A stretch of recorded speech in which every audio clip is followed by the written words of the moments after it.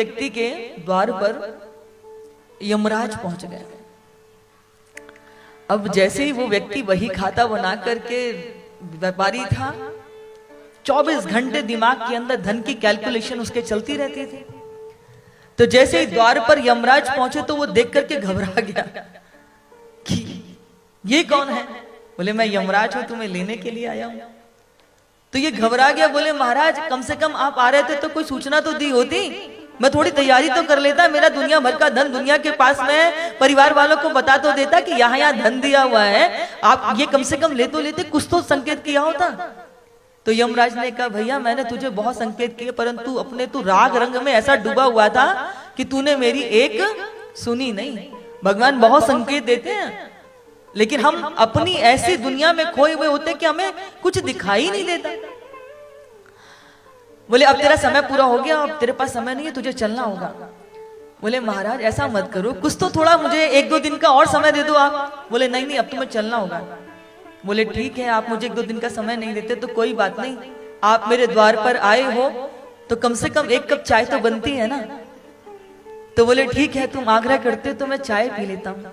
और कलयुग में तो चाय एक किसी का आतिथ्य करने का सबसे बड़ा साधन है। तो ये रोज जो है 9 के 100 के 9 करता था। तो अब ये रसोई में गया चाय बनाने के लिए और सोच रहा है कि चलो थोड़ी देर मुझे समय तो मिला, अब मैं क्या करूं, बहुत दिमाग दौड़ा रहा है वो अपना। तो उसे और कुछ नहीं सूझा, उसने जो यमराज के लिए चाय बनाई थी उस चाय में ये खूब सारी नींद की गोली डाल करके ले आया। ला करके उसने यमराज को वो चाय पीने के लिए दे दी। और बंधुओं यमराज के पास तो कितना काम है। भारत के अंदर मात्र 1 मिनट के अंदर करीबन 55 से 60 बच्चे 1 मिनट में जन्म लेते हैं। अब आप सोचिए कि कितने बच्चे जन्म लेते हैं तो कितना का शरीर भी तो छूटता होगा ना। तो यमराज भी बेचारे कार्य करते करते थक जाते हैं। आज जब चाय पी और उसमें नींद की गोली डली हुई थी, ऐसी गहरी नींद आई यमराज को कि वो वर्षों के बाद में ऐसी गहरी नींद में सोए थे।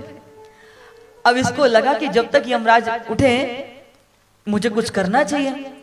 तो उसने क्या देखा कि यमराज के हाथ में एक लंबी सी लिस्ट थी और उस लिस्ट पे सबसे पहला नाम इसका लिखा हुआ था। तो व्यापारी था, रोज इधर की हेरा फेरी करते थे वो महाराज। तो उन्होंने क्या किया कि अपना पहले नंबर से नाम हटा करके आखिरी में कर दिया और आखिरी वाले को पहले पे कर दिया।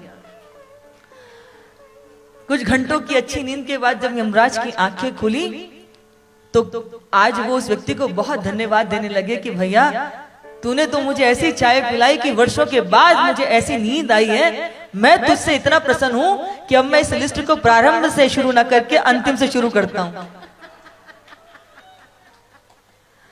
तो याद रखिएगा, हम कितनी भी चतुराई कर लें पर भगवान के आगे हमारी एक भी चतुराई चलने वाली नहीं है।